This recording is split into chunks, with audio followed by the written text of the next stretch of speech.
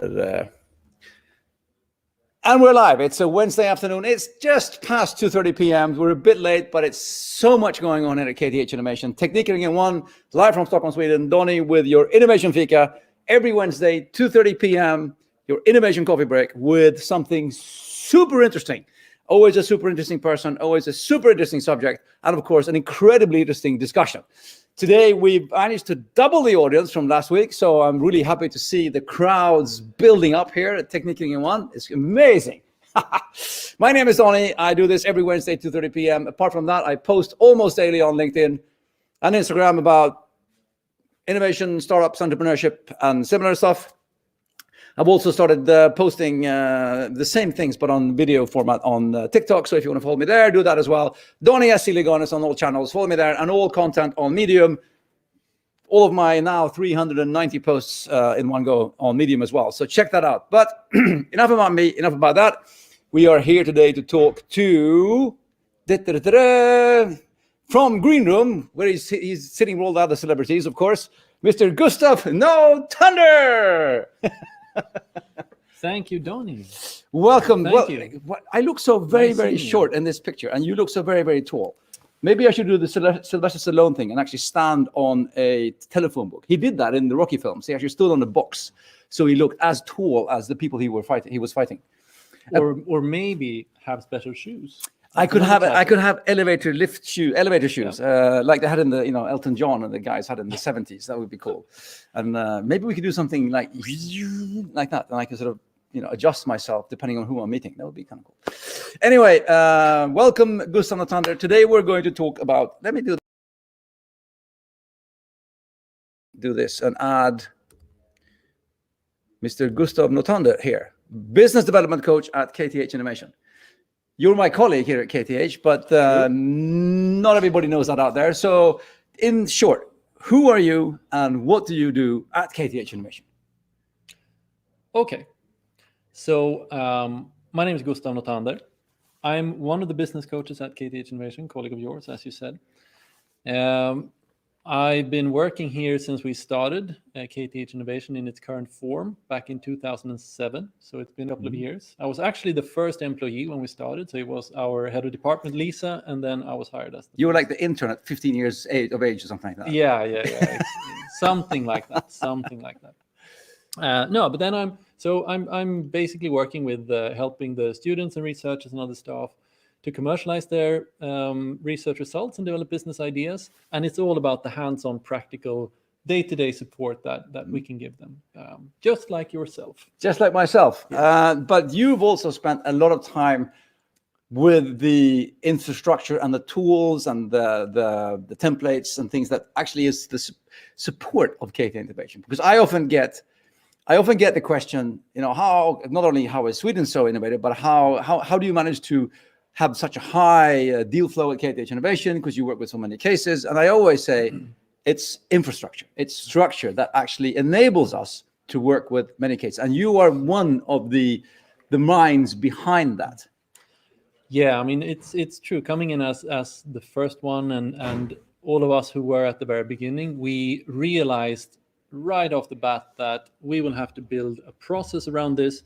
We will have to create a way of working where we can deal with a lot of ideas, because obviously we know KTH, big technical university, lots of people with different types of ideas, and they're coming to us. And it doesn't work for us to either be sort of very much of a gatekeeper saying, yes, we believe in this and not that, and we're only going to work with you and focus a lot of effort. So that doesn't create the kind of innovative and entrepreneurial environment and culture that we want at KTH. So it's been more about building a process, building toolbox, building ways of working where we can support a lot of different people with a lot of different ideas so they can try it, so they can come out. And I always say, our job is to help them do the right thing at the right time and have the right resources to do it. And to be able to do that effectively, then you need to have process, you need to have frameworks to work with it. The interesting thing I think is as well that when we're going to talk about the actual one tool today, we're going to talk about the readiness level tool today, which I know that many people out there are really curious about. But the interesting thing is that the later years, there's been a lot of talk about digitalization. of processes and things. And the interesting thing is when people talk about how to digitalize your company, they always say, you have to identify and then use digital tools to automate the things that should be automated, because that frees up time for you as a person to do more of what the person should be doing. Because often people are doing too much of the mundane, repetitive stuff.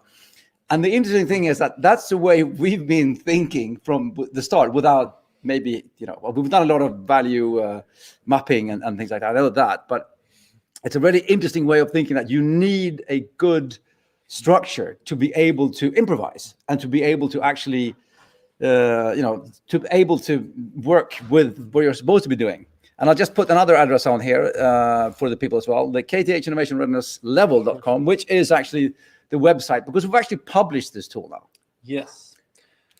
Yes, I mean, this is one, and I'll show you. Donnie was laughing at me earlier because he thought digitalization. Exactly, digitalization. So I brought the printer. Papers. But this is the printout version of what you find on that website. What was I going to say? It was something about the structure. Yeah. So, but having, I think coming back to what I said before about trying to be able to deal with a lot of cases and doing the right thing at the right time. For us as coaches, it helps so much when you have a framework that you can hold on to. Frees up mental bandwidth. It helps you to focus on how to do things, not trying to figure out what to do. The what and the roadmap is kind of there. So then instead we can look at each particular case. We don't have to spend time on generic things. That's sort of already taken care of with our toolbox, with our processes, with this particular model. And then instead we can look at each case and see, okay, so you're here, you need to get there. What's holding you back? How can we support you to get there? And I think that's what we built, as you say, from the beginning, kind of. It's been a natural part of how we built this. But let's go back to the beginning. How did it start? How do we get in? Because today, this is actually in a startup perspective. It's like, oh, look at this. It's an incredible thing. It's just sort of, they just put together thick things and they put it, and they just publish it and everything works fantastically. But I know that we have put an enormous amount of work into this. But how did it all start? So the backstory of this particular framework started in, I think it was 2009, could be early 2010, but I think it was 2009, when a colleague and I, we went over to Silicon Valley on a typical study tour that you do there if you're working in the field we're working, and listening to lots of presentations. In one of them, we heard someone from an incubator or accelerator talk about this thing called the Technology Readiness Level. Which is the kind of the original scale of how to measure technology development from just a first insight or an idea to something that is ready and implemented and fully functional.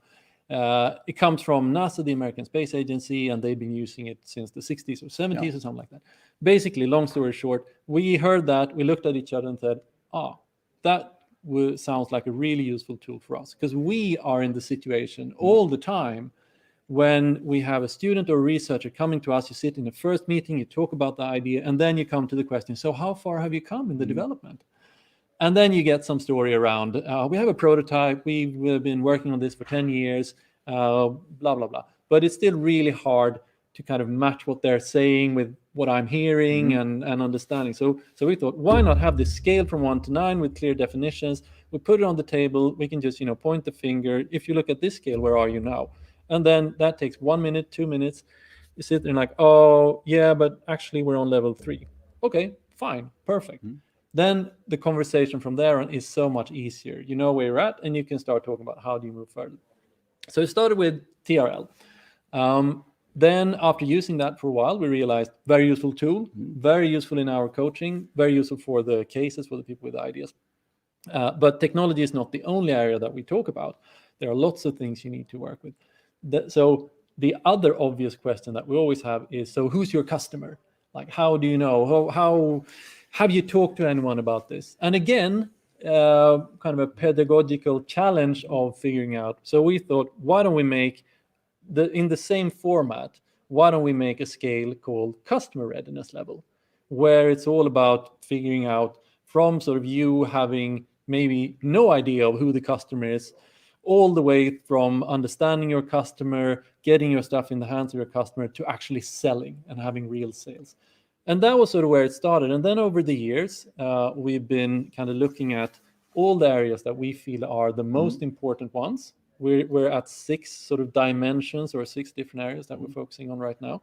And over time, over these last 12 or so years, 11, 12 years, we've built and refined this. So we have sort of scales that are analogous to TRL from 1 to 9. 1 is sort of, it's just an idea, you don't really know much about it. 9, it's out there fully implemented on the market with clear definitions in between, and it helps us to know how far have you come in the development, and that informs us about what's the reasonable next step.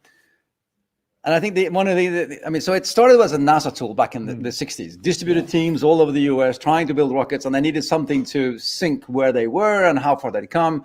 Where, as you said, number 1 was we have an idea for a rocket, and number 9 was, the rocket's on its way to the moon, kind of thing. Yeah. And then, inspired by that, you built it into a multi-dimensional model that has, so it's technology, customer, business readiness, intellectual property, team, and funding.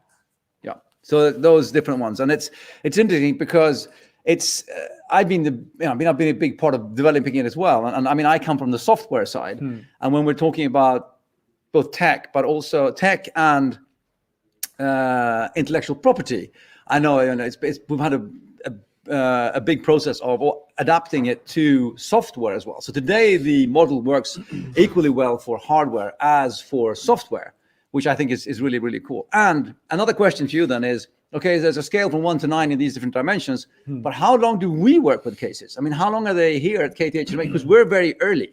We started, yes. I mean, I'm going to say pre-1, but 1. Yeah. And actually having a way of measuring this helps us define how long they should be with us, because otherwise it's sort of a little bit of a moving target. And especially if you have a pet project, you want to hang on to it. You want to sort of, I want to follow this, but we have a very clear mission, or we have a very clear assignment of working in the early stages, pre-commercial phase, and that's what we do.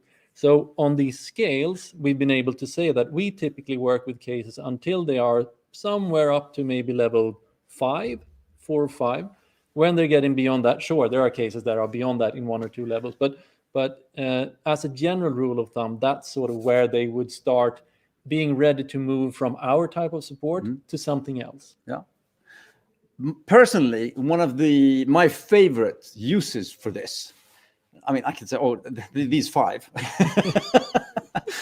No, but I'd say, first of all, it's an incredible way of speaking about something that is very abstract in a very concrete way. Yeah. Because you say, how far have you come? And tech, you could probably say, we've uploaded an app or we've built a prototype.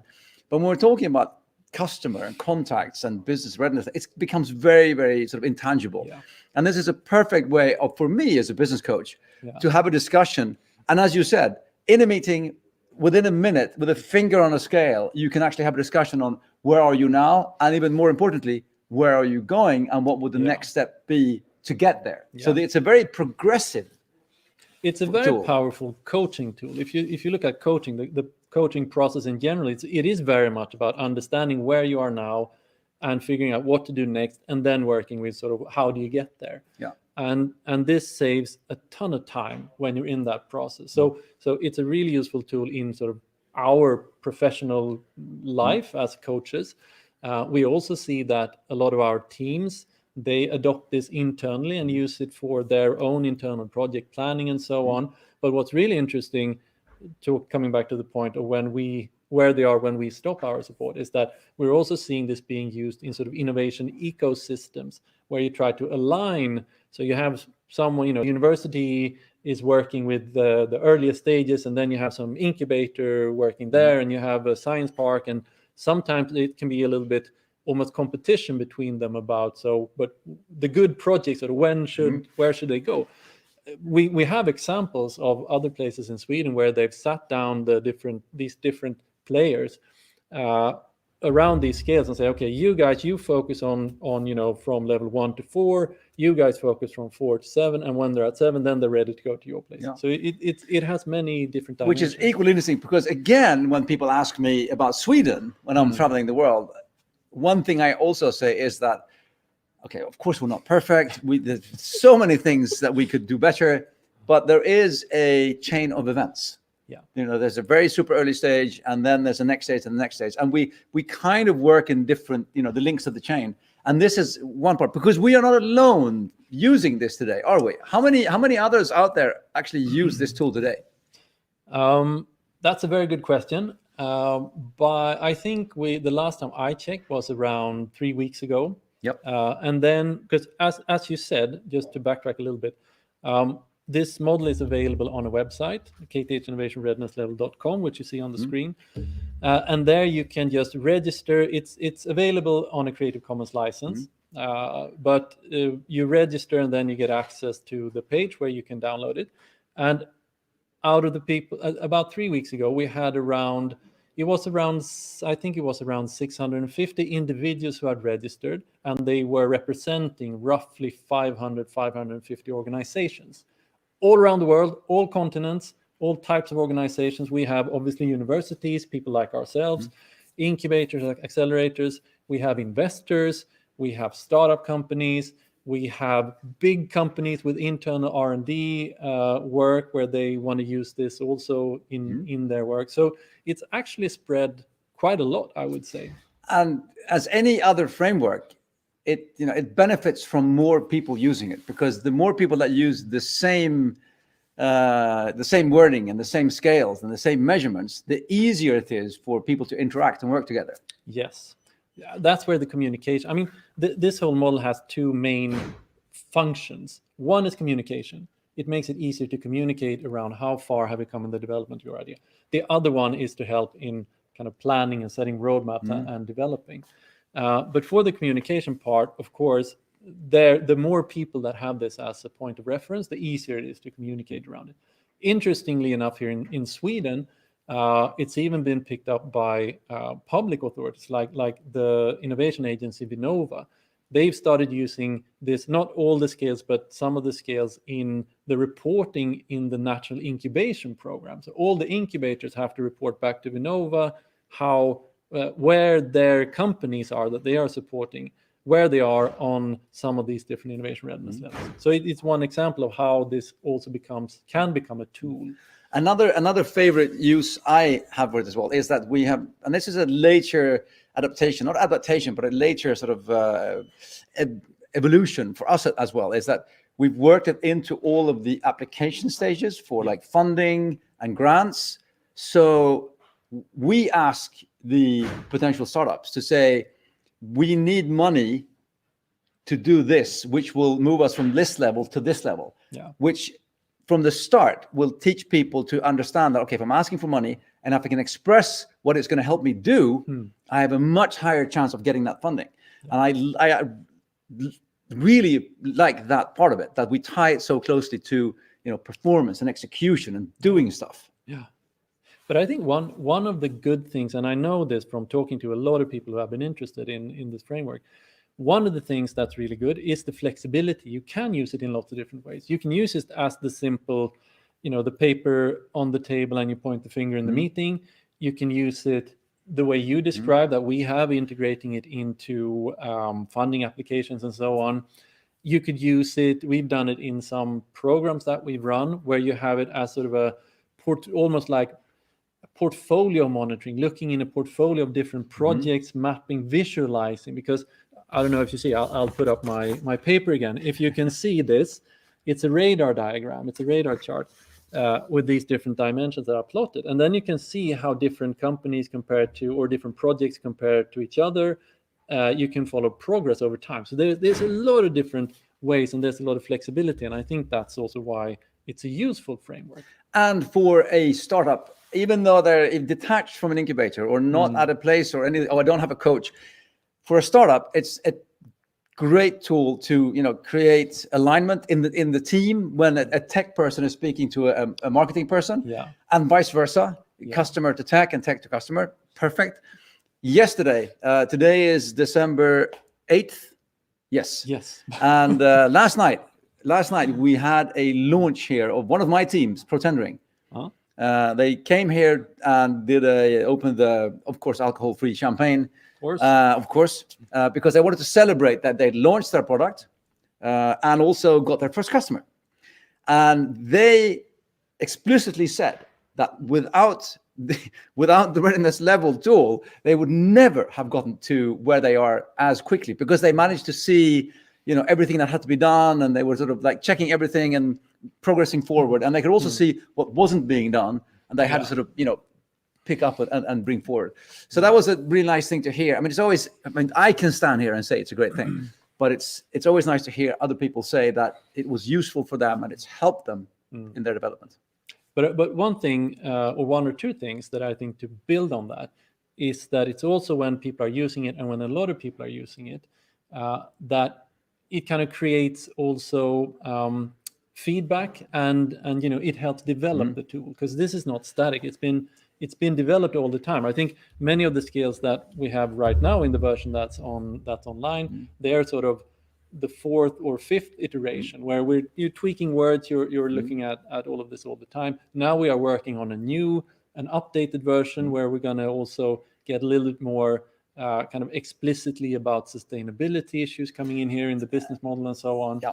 So I mean, that is happening all the time. And the other thing that I want to point out is that what's written in this, that it's not something that we've just come up with at KTH Innovation. It's not just what I happen to think is cool, or we've tried to synthesize, of course, all our experiences, but also the best practices in innovation management and startups and all of that. I mean, this is a typical example of, when you hear somebody that's created a model of anything from leadership or management or anything, and you go, oh, yes, of course, that's the way it is. I recognize that, because it's not something, they've just packaged something which already is there in a very easy, accessible way.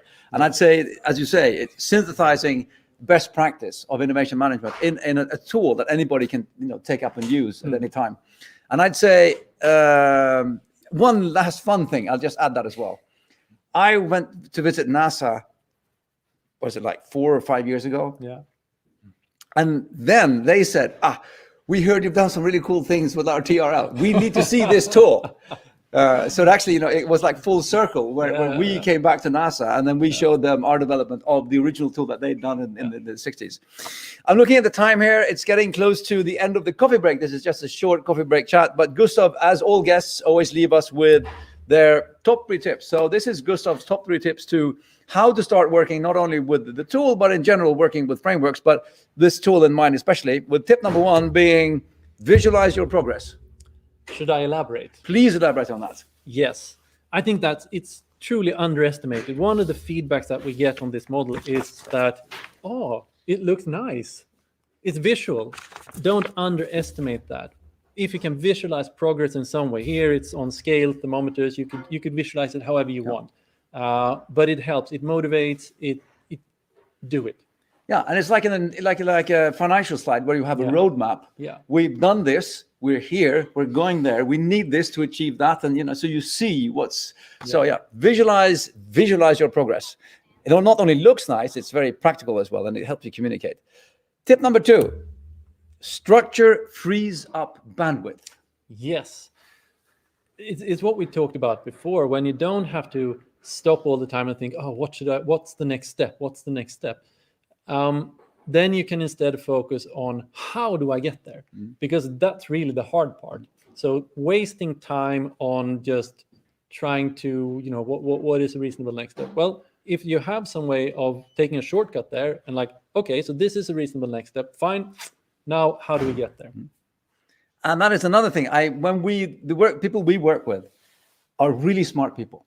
It's not that, it's just that they don't know what to do. What is the next step? And this is one way of just saying, well, here's a framework, follow these steps, and exactly. And then with the framework, you can think more about the how. So, and of course, then tip number 3, all dimensions are important. Very dynamic way of finishing it up, isn't it? No, I mean, the 6 dimensions that we have included here, they're not there just for random reasons. It is because they are important, and they are all important, and they are all intertwined. They are, you can advance on them individually, but at some point, you need a certain team to be able to do certain things on technology development or customer readiness. You need certain things to be in place for you to be able to advance with funding and so on. So they are important and they are interrelated. And it's easy for people who are very focused on one of them to forget that. We work at a technical university. Here, a lot of people are focused on the technology, and a lot of the researchers maybe also are focused on intellectual property if they think that something can be patented.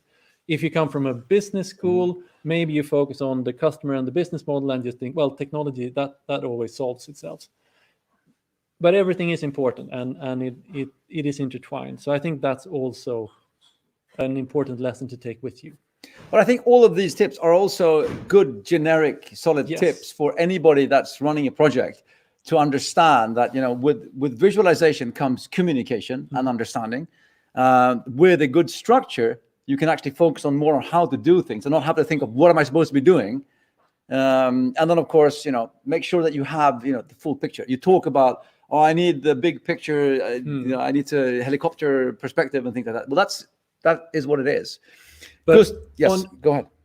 The final thing on the last one there, but understanding that all dimensions are important doesn't mean that you don't have to focus. At any given time, you focus on something. Of course. But you can take a step back and you can realize that it's all important and you don't lose track of it. Well, you cannot focus on anything without knowing what you're supposed to be focusing on. Exactly. So the trees and the forest are not seeing them for each other and that whole thing. Right.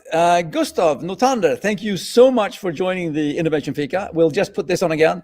KTH Innovation Readiness Level.com. Go to the website address, sign up, check out the tool, send us your feedback. It's a dynamic, evolving tool. Right now, as you said, we're working a lot more with sustainability, which wasn't sort of on the table 10 years ago in the same way. So that's going to be there in the next iteration. Yeah. Feedback, use it, help us build a tool for the global innovation support. Thank you, Gustav. Thank you, Donnie. And thank you, everybody out there. And see you next week, 2:30 p.m., Wednesday afternoon, Innovation Fika. Bye for now. And thank you, audience.